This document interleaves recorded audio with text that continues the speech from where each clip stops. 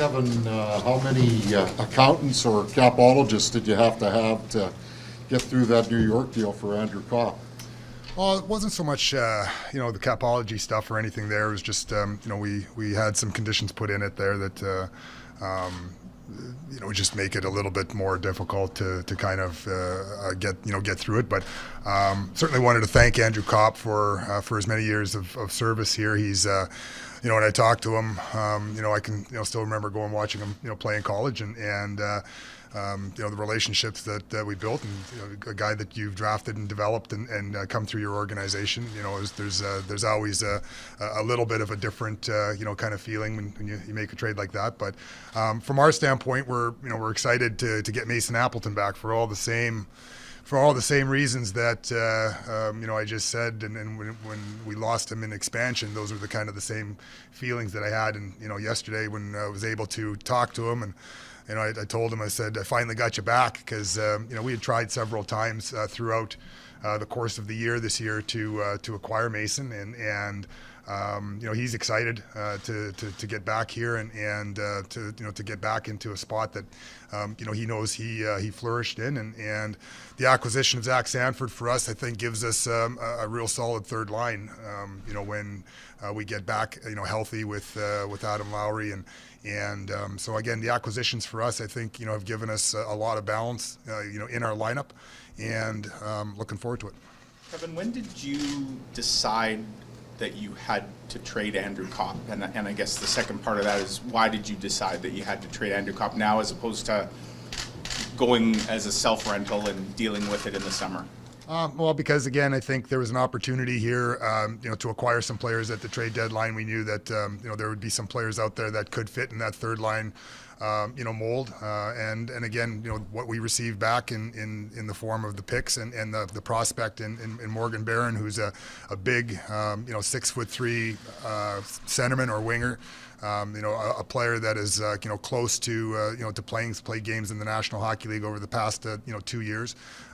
Will be assigned to the Moose at the moment, but again, I think it gives us as an organization standpoint lots of different options. We've got picks, as you saw last summer.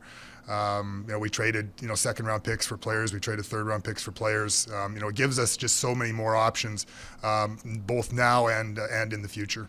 You talked about how excited you are for the third line that you've put together now. How important was it for you to spell off what you felt you were losing with Andrew to make sure the team has what it needs right now? So we added 2 penalty killers into the lineup, and obviously we've added a lot of size into the lineup in Sanford and Apple, and so again, I think it gives that line some purpose. It gives that line an identity, and I think that again, having the penalty killing aspect of thing was important for us. Do you think your roster, as you look at it now, is better today than it was going into that Chicago game yesterday? Well, I think it was more balanced. Copp's versatility is certainly something that we saw yesterday, where he slid to center, and those are the things that made him a very useful player for us. So from that aspect of things, you lose a little, but I think from a size perspective and a harder to play against perspective, with Sanford's size, that gives us a little different element than we had before. Is this a different kind of trade deadline for you, Kevin, in that it wasn't so defined buying or selling? I mean, you did a bit of both here. You sold 2 of your UFAs, but you also traded a draft pick for a UFA. It's important for us, to again not to have holes in our lineup when I came out of the out of the deadline day here. It was something that, given the balance of the salary cap and the potential of what we were going to do, I wanted to make sure that we weren't just in a situation where we didn't have the holes filled. So it was important for me to get Mason. It was important for me to get Zach, and it was important that we help this organization to become deeper from an asset standpoint. Who's the market like? How the trading of Brian Little's contract to Arizona helps the team in going forward, please? Well, it helps my graying hair slow down quite a bit. Again, I had a conversation with Brian Little today and thanked him, very much for the help that he provided this organization by agreeing to, have. He had a no move, and Arizona was on it, so we had to have him agree to waive it so that the contract could be traded there. So it gives us the flexibility, if you want to call it, that you have in the salary cap world. We don't have to plan to be an LTI team, to that extent. Now, you never know what's going to happen in the future, but it gives you, so many more things, like your opportunity for your cap space to grow, at the deadlines and different things like that. You can go on. And, for us, it was, it was something that was important and fell into our lap. We always expect UFAs to be moved. Why is Paul Stastny still there? Well, Paul Stastny for us is, is a key piece, from this organization standpoint that, he can do so many things. And you talk about the flexibility of playing wing and playing center, and just the leadership and the experience in the room. There was, I can tell you I didn't have any conversations about moving Stas, and because he's that important for us. If we want a shot, to make it into, the playoffs here, we need him. Did you get calls about him? I mean, that you didn't necessarily entertain as much? It was apparent early, for me that, or for the other teams, and it was real hesitant. Actually, you'd be surprised. Not a lot of teams actually called us. There was one of those things. Maybe late as it was going here, they had to do their due diligence. But a lot of teams, I think, knew that we were, right there, and that we were, planning on it, on trying to, keep it moving forward. And again, there could have been some conversations, but again, there was never ever really any talk about assets or anything like that. In terms of, I'll throw in more, and pardon me. In terms of the competing timelines, I mean, there's moves for right now. There's moves like Mason Appleton next season, the LTIR situation as well. I mean, I guess part of the question is how many calendars do you have up in your office at any given moment? And I mean, is it appealing to think about perhaps adding with cap space at future deadlines? Well, yeah. So, again, we plan to, for the last couple of years and moving forward here, we've planned on being a cap team. So you're not looking to use that as your asset acquisition, type of thing. So if that is something that we have in the future, we have it, we could use it. But that wasn't the reason why we made those kind of moves. When did you hear from Nathan Smith's advisor that he was not interested in signing, and how disappointing is that? Today's Monday. Saturday, I think, Friday or Saturday. And when we had a conversation with his representative, he just felt that the opportunity down the middle with our group, with Scheifele, with Dubois, with Lowry, with Perfetti. He just felt that there was going to be better opportunities in other places. He has the unique ability of being a player that can leave school, issue a 30-day letter, and become an unrestricted free agent. It was even different than most college players who have to wait till August 15th to be that. So, we had several conversations with different teams, and lots of teams reached out to his representative to see if he would sign with them, and ultimately, it was Arizona that we were able to make a deal with. Speaking of Cole, what's the latest on his health, and we noticed he wasn't on the clear day list for the Moose. Will he be back this year? Or? Yeah, so unfortunately for him, he missed the criteria in the CBA that allows an injured player to be sent down without being not injured type thing, and his, so it was an unfortunate quirk, just by the number of percentage of days that he was up in the National Hockey League, so there's that. From his injury standpoint, he was rehabbing his one injury, another one kind of manifested, and this one, is one that, he has to kind of stay off the ice for a while with. So he's working out, he's doing all those things off the ice, and I'm not sure the timeline on seeing him on the ice, but then that'll determine, when the timeline for him to get on the ice will determine when obviously he's back in shape and ready to go. Your faith in your roster has been steadfast for the last little while. What have they shown you in this last little bit that had you acting the way you did today? Well, they've got a lot of fight, and like I say, that's why I didn't want to make a move, to like we did with Copp, without making sure that I could backfill. Now, if there wasn't an opportunity to grab some players, if there wasn't an opportunity to grab a guy like Mason Appleton, maybe I'm not standing here right now, talking about that. Maybe I'm here telling you, why we had our self-rental. But because I was able to grab, I think, two pieces that they do complement where we want to go. I think our roster, is it's different, but still the core is still the core, and certainly believe in those guys.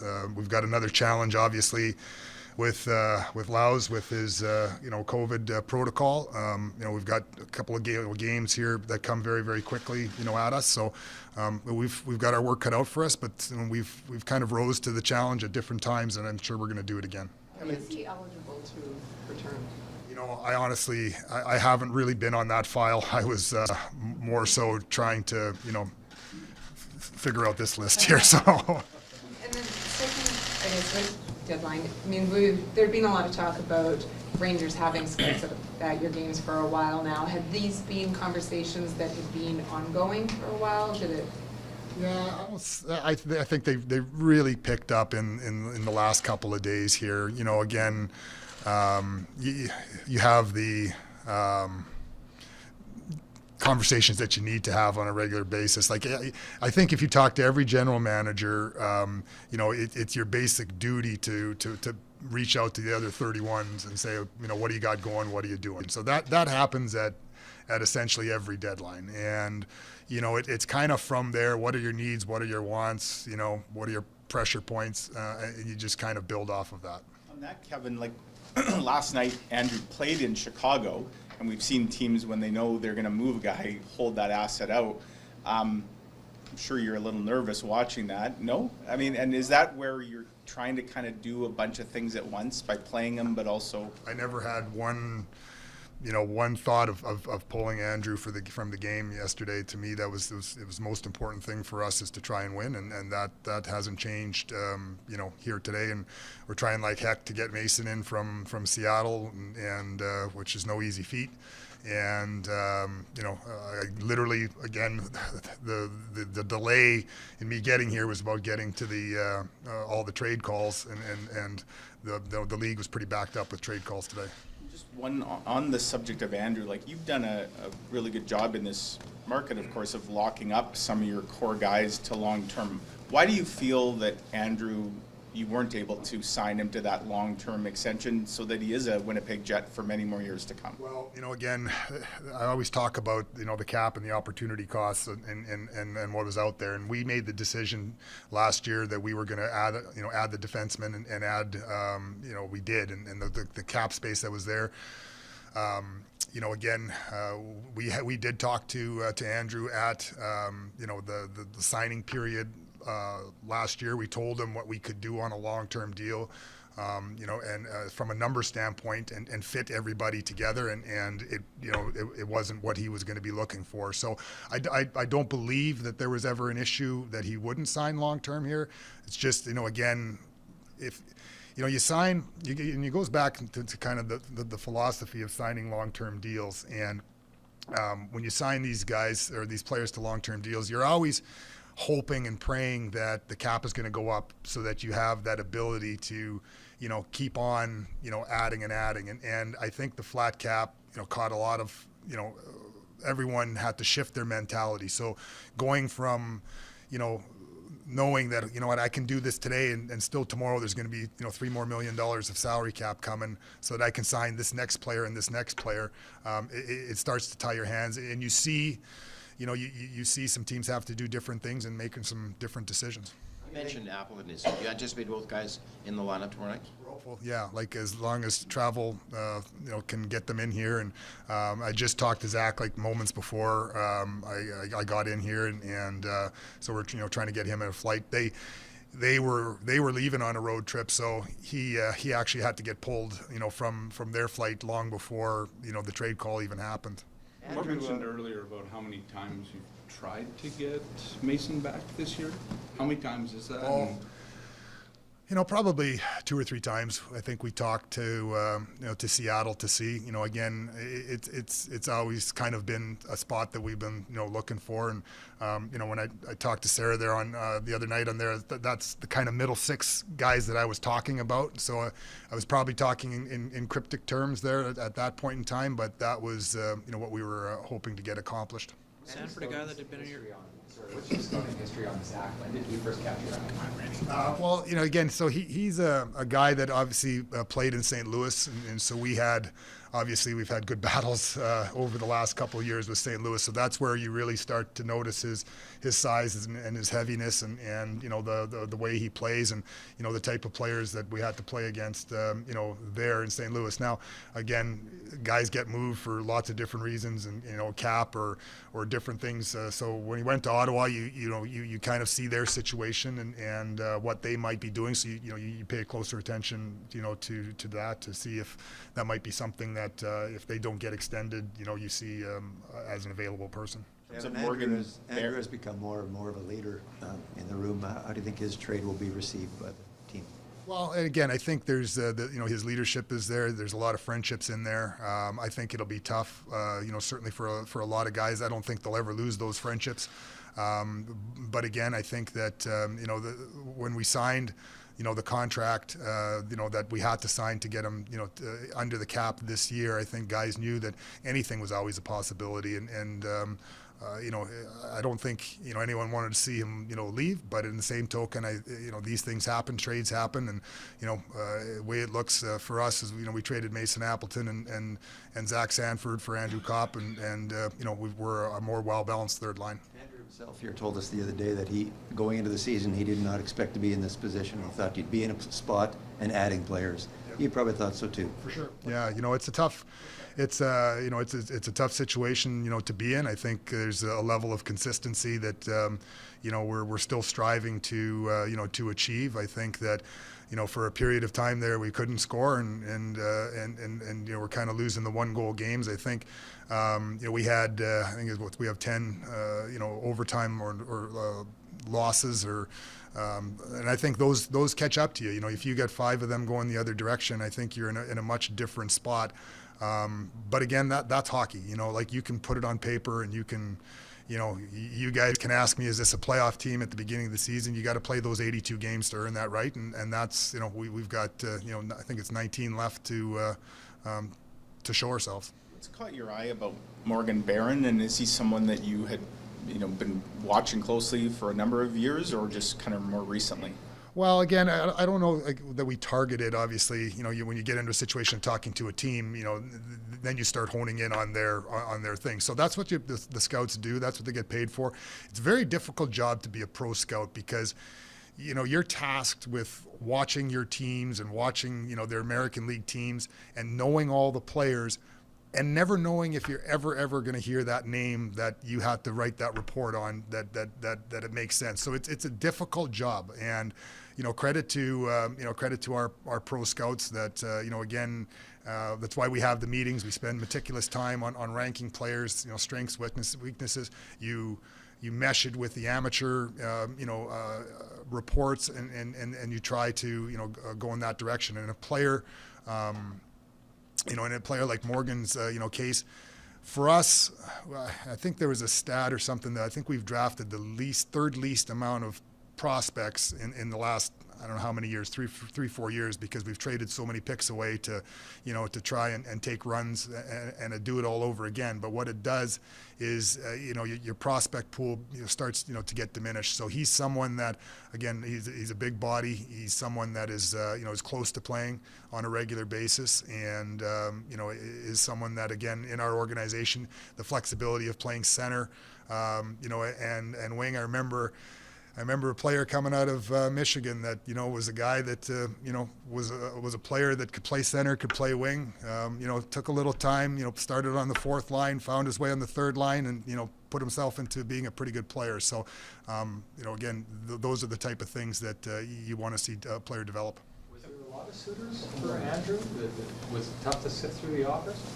There was, conversations when it became more apparent that, things were getting, serious. So some teams, some teams didn't really have the assets, to really get serious, about it. Because again, for me, there had to be a certain level of assets that were coming back. Some of them maybe had the picks, didn't have the prospects. Some of them maybe had the prospects, didn't have the picks. So those are the type of things that you have to weigh. A little while back, you had said that conversations with free agents, including Paul Stastny, hadn't necessarily started at that time. Has that changed, and does keeping him change anything? Yeah, no. Like Stas is a unique situation. He's one of those guys that is obviously he's such an experienced pro. He's I would assume for him he makes his decisions in the summertime, and for sitting here right now for us, whether he was signed or not signed, or whether we had a conversation about signing him or not, that wasn't something that I needed to have happen on deadline day to make my decisions. So I didn't need to have that. You often of the prospect pool that you mentioned, college free agent season coming up. Is that an avenue where you guys can maybe add to that young 20s age group? Yeah, we'd like to. We've identified a few players that we're that we'd like to to add, but again, they're free agents, and you've got to have a match, and they've got to want to be a part of things. You often hear GMs asked on trade deadline day, what message are you sending to your team? And you hear that if a team, makes big ad or something. What message do you believe you've sent to your locker room today? Is it a mixed message in a way? Well, again, I think the message that I wanted to send is that I didn't want to leave holes in this lineup. I had to make a business decision, that was a very, very difficult one. It is unfortunate because I think to Paul's question there, like, we didn't want to be in this situation. We are. When you're faced with a deadline, you have to make tough decisions. That's the way it is. But I wanted to make sure that, again, acquiring a guy like Mason and acquiring a guy like Zach, so that you've created some balance. Yes, there is a change, but changes happen sometimes when players get traded for other different reasons. Just on deadline day, it becomes more heightened. And so I think the message is, we've got some big games coming up here. We've got two new guys in our lineup that are different types of NHL players that are going to give us a little bit of a different look, maybe a little bit of a harder look, and hopefully that translates into something that we weren't getting right now. Can you give us a glimpse of what you're going to do with the seventh D-man? I'm sorry? Can you give us a glimpse of what you plan with the seventh defenseman job? Like, you obviously sent Bill. Was that just a paper transaction for Billy, or? Yeah, so we've been managing some injuries in there. So there's some guys, as you well know, that are playing, with some injuries. So, we haven't determined where that's going quite yet from that standpoint. Thank you. Thanks, Kevin. Thanks.